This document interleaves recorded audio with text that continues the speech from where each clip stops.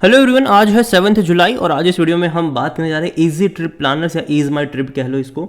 41 rupees का share है और पिछले एक महीने में अगर हम देखें तो जहां था वहीं पर है। लेकिन ग्राफ इंटरेस्टिंग है, तेज़ी आती है। 45 रुपये के करीब जाने ही वाला था लेकिन 43 से ही घूम गया नीचे, वापस 41 पे आया, थोड़ी बहुत तेज़ी दिखाई, वापस नीचे की तरफ आ रहा है। इवन अगर आप एक साल का भी ग्राफ देख लो कि तो 1.5% की ही तेज़ी है। जब भी तेज़ी आई है गिरावट भी आई है, स्ट्रॉन्ग रेजिस्टेंस भी है, स्ट्रॉन्ग सपोर्ट भी है। बात करेंगे वीडियो में इसके बारे में, साथ ही साथ कंपनी को लेकर अपडेट्स भी निकल कर आ रही है बहुत सारी। तो देखिए, वीडियो को शुरू करो उससे पहले अगर आपने अभी तक चैनल को सब्सक्राइब नहीं किया है तो प्लीज़ अभी इसे सब्सक्राइब कर लीजिए, क्योंकि आगे भी बहुत सारे वीडियोस हैं जो आपको काफ़ी ज़्यादा हेल्प करेंगे। तो शेयर प्राइस है 41 रुपीज़, एक साल में 1.5% की ही तेज़ी है, जबकि पिछले एक साल में बाजार ने खूब पैसा बना कर दिया है। शानदार तेज़ी बाज़ारों में आई है, लेकिन यहाँ पर अगर आप देखोगे तो मोमेंटम जब भी बने थे वो सिर्फ खबरों के चलते बने थे। यहाँ पर अगर आप देखो तो एक स्ट्रॉन्ग रेजिस्टेंस 45 रुपये का ज़रूर है, और जब भी ये 35 से 40 की रेंज में जाता है एक बाइंग इंटरेस्ट जनरेट होता है। तेज़ी आई गिरावट आई, तेज़ी आई गिरावट आई, और जब एक अच्छी तेज़ी हुई, इसने अपने रेजिस्टेंस को भी तब ब्रेक करा था जब बाइकॉट मालदीव्स वाली कंट्रोवर्सी चल रही थी, और तब इन्होंने अपना स्ट्रॉन्ग स्टेटमेंट रखा हुआ था कि भैया हम बिल्कुल भी नहीं, मतलब सारी ट्रिप हम कैंसिल कर रहे हम जो मालदीव्स की, और लक्षद्वीप को हम प्रमोट करेंगे। तो तेज़ी उसके चलते आई थी, और काफ़ी ज़्यादा खबरों में ये रहे भी थे, न्यूज़ चैनल्स पर भी इनकी बातें होती थी। इवन इन्होंने न्यूज़पेपर्स में भी बड़े बड़े विज्ञापन देना शुरू करे थे इस चीज़ को लेकर।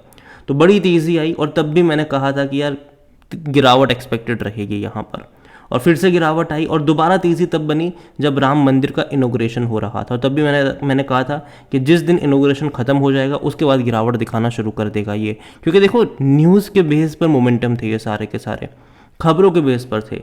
इन्होंने अनाउंस भी किया था जब राम मंदिर के टाइम पर कि वहाँ पर वो एक 5 स्टार होटल भी खोलने वाले हैं। हालांकि खोलेंगे लेकिन टाइम लगेगा उसको लेकर, ऐसा नहीं कि भैया आज अनाउंस कर दिया और महीने में खुल गया, ऐसा नहीं होता। 4-5 साल निकल जाएंगे इसके लिए, लैंड एक्वायर करने में, बाद में भैया कंस्ट्रक्शन वगैरह करने में बहुत टाइम लग जाएगा उसमें। तो कोई खाने का खेल नहीं है ये, बहुत टाइम लगने वाला है उसके पीछे। तो शॉर्ट टर्म की टेम्पररी तेज़ी थी, लेकिन उसके बाद देखो तो लगातार गिर रहा है ये।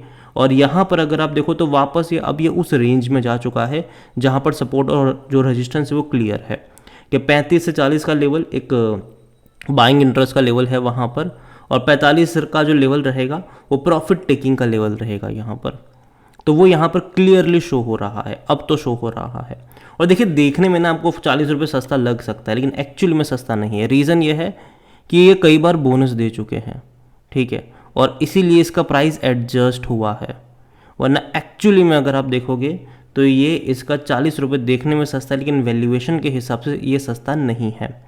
यहाँ पर कंपनी का प्लान भी था कि भैया ऑफलाइन जो है, कंपनी ऑनलाइन तो है ही ठीक है, लेकिन कंपनी जो है वो ऑफलाइन भी बड़े पैमाने पर एक्सपांड कर रही है। अभी तक उन्होंने 16 ऑफलाइन स्टोर्स खोले हैं, जो जयपुर में, दिल्ली में, आगरा में, लुधियाना में, जलंधर में, पुणे में, सूरत में, जलगांव में, गुड़गांव में आपको देखने को मिल रहे हैं अमोंग द फ्रेंचाइज मॉडल, ठीक है, फ्रेंचाइज मॉडल के तौर पर। और इनका प्लान है कि end of the year financial year 2025 100 stores open करने का वो प्लान है इनका। This financial year we are focusing on expanding our offline presence, and this allow us to reach the broader audience and provide more personalized customer experience। देखिए, बहुत सारे जो लोग हैं जो एक्चुअली में अवेयर होते हैं टेक्नोलॉजी के साथ, इन सारी चीज़ों के साथ, वो ऑनलाइन अपनी टिकट वगैरह बुक कर लेते हैं, ठीक है।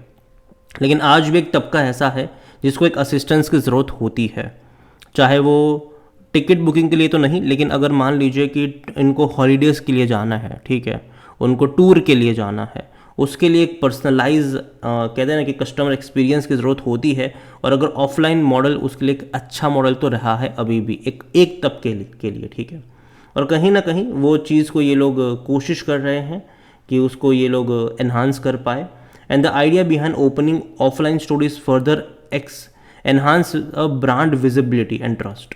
Customer can walking meet our travel expert and get customized travel solution that are often more difficult to achieve through the online platform alone। और ये बात सही भी है, ये बात सही भी। आज भी अगर आप देखोगे तो बहुत सारे जो अनऑर्गेनाइज ट्रैवल एजेंसीज है, ठीक है, वो बहुत अच्छा कर रही है। अनऑर्गेनाइज का मतलब ये है कि ऑनलाइन प्रेजेंस उनकी उतनी ज़्यादा नहीं है, लेकिन उन्होंने शहरों में अपनी छोटी छोटी मतलब दुकानें खोल के रखी हुई है। मतलब कोई बड़े ब्रांड्स नहीं है, छोटी छोटी कि वो आपको टूर वगैरह करवाते हो, लोग जाते भी, उनकी बस वगैरह फुल होती भी है। तो ये भी है, तो ये इसी को टैप करने की कोशिश है कि भैया ऑफलाइन में जाते हैं, वहाँ पर लोगों का एक्सपीरियंस अगर अच्छा होता है वहाँ से, तो कहीं ना कहीं चीज़ें बेहतर होती है। और जो अभी भी जो ज़्यादा पैसा ये जो कमाती है कंपनी, ये जो ट्रैवलिंग की जो कंपनी होती है, वो कभी भी टिकट बुकिंग से ज़्यादा पैसा नहीं कमाती है। उनका जो ज़्यादा कमाई होती है वो हमेशा टूर से होता है, ठीक है, जो टूर प्लान होते हैं, और टूर जनरली ऑफलाइन में ज़्यादा आता है। लेकिन फिर भी मुझे लगता है कि जिस स्पेस में ये कंपनी है वहाँ पर कंपटीशन बहुत ज़्यादा है, बहुत ज़्यादा, ये अकेले नहीं है, ठीक है। चाहे आप मेक माई ट्रिप को देख लो, गोआईबी मतलब गोआईबी को देख लो, इसके अलावा देखा जाए तो अदानी भी भैया आ चुके हैं अपने अदानी वन के साथ, ठीक है। पेटीएम आप देख लो, और भी कई सारे, ये तो मैंने कुछ नाम गिनाए हैं। और कुछ जैसे कि मैंने कहा कि जो अनऑर्गेनाइज है, ठीक है, जो कुछ शहरों में ही उनकी प्रेजेंस होती है, जो पूरी टूर करवाते, वो तो कई सारे हैं, एक ही शहरों में कई सारे मिल जाएंगे आपको। तो है, तो कंपटीशन बहुत ज़्यादा है यहाँ पर। और यहाँ पर अगर आप वॉल्यूम्स देखोगे तो 41 लाख के आसपास के शेयर ट्रेड होते नज़र आए थे यहाँ पर। और इसका जो ऑल टाइम हाई 73 रुपीज़ का है, ठीक है, लेकिन एक्चुअली उससे ज़्यादा का ही रहा है क्योंकि एडजस्ट हुआ है प्राइस, ठीक है। मार्केट कैप 7,400 करोड़ के आसपास का देखने को मिल रहा है। कंपनी को लेकर अगर हम देखें तो 100% लोग according to Moneycontrol user कह रहे हैं खरीदारी करो। मेरा रवैया थोड़ा सा अलग है, जो मैंने कहा कि जो सपोर्ट है, जो इसका रजिस्टेंस है, वहाँ पर आपकी नज़र होनी चाहिए। और जहाँ तक डिविडेंड की बात करें, इस साल मतलब देखते हैं पे करता भी है कि नहीं, क्योंकि बीच में इन्होंने 2022 में पे नहीं करा था डिविडेंड, और ये 2022 ही था जब इन्होंने एक साल में 2 बार बोनस दिया था, एक का डबल, एक का 3, ये भैया बोनस दिया था इन्होंने। और यही वजह भी है कि आपको ये सस्ता देखने को मिल रहा है 40 रुपये का प्राइस। वरना अगर आप बोनस प्राइस वगैरह को काउंट करते हो तो ये 250-300 का प्राइस बनता है इसका, ठीक है। तो ये चीज़ भी है यहाँ पर। और इसके अलावा एक बार स्प्लिट भी हुआ है, अगर आप उसको भी काउंट कर लो तो ये और ऊपर चला गया। तो इन्होंने काफ़ी बड़ा गेम खेला था 2022 में कि भाई साहब पहले जनवरी में बोनस दे दिया, अक्टूबर में फिर से बोनस दे दिया, 1 का 3 कर दिया, और स्प्लिट भी कर दिया उसी साल नवंबर में। और उसी साल इन्होंने डिविडेंड भी पे नहीं किया, ठीक है, क्योंकि बहुत सारा कहते हैं कि इन्होंने कर दिया था, ठीक है। अब 23 में अगर आप देखो तो आप खुद सोचे कि जो कंपनी 3 रुपये का डिविडेंड पे करती थी 2021 में, वो 10 पैसे के डिविडेंड पर आ गई। मतलब समझो कि कितना शेयर इन्होंने मल्टीप्लाई कर दिया उसके चलते। और अभी देखते हैं कि 2024 में पे करते भी है कि नहीं।